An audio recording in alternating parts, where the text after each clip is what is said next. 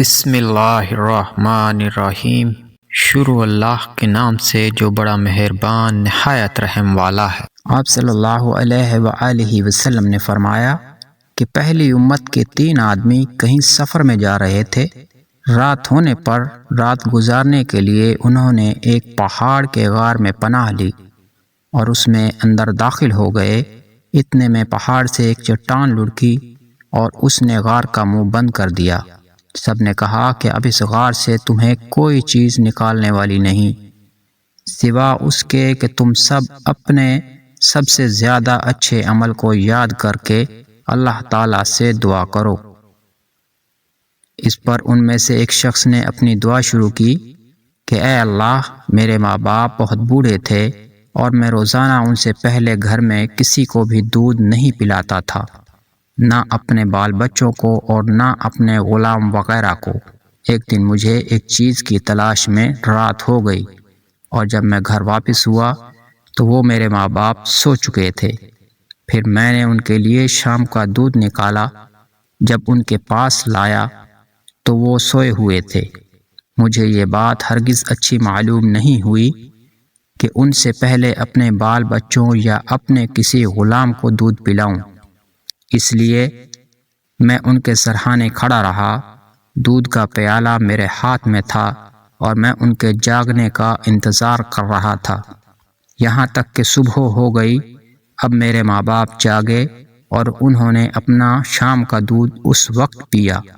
اے اللہ، اگر میں نے یہ کام محض تیری رضا حاصل کرنے کے لیے کیا تھا تو اس چٹان کی آفت کو ہم سے ہٹا دے۔ اس دعا کے نتیجہ میں وہ غار تھوڑا سا کھل گیا، مگر نکلنا اب بھی ممکن نہ تھا۔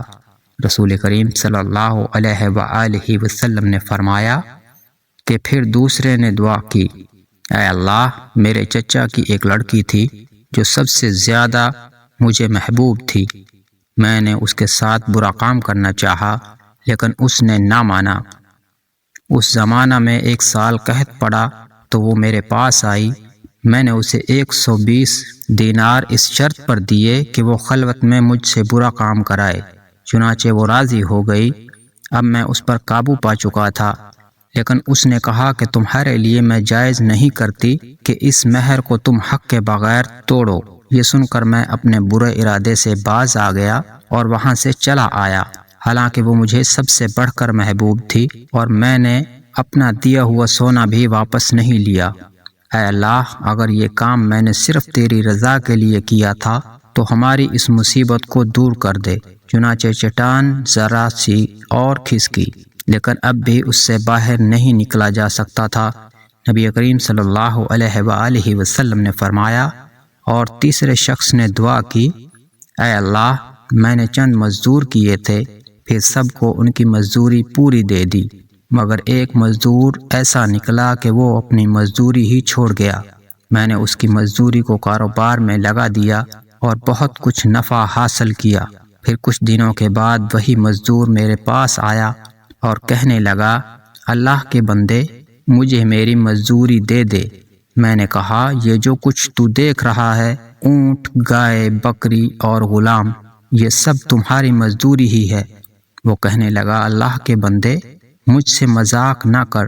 میں نے کہا، میں مذاق نہیں کرتا۔ چنانچہ اس شخص نے سب کچھ لیا اور اپنے ساتھ لے گیا، ایک چیز بھی اس میں سے باقی نہیں چھوڑی۔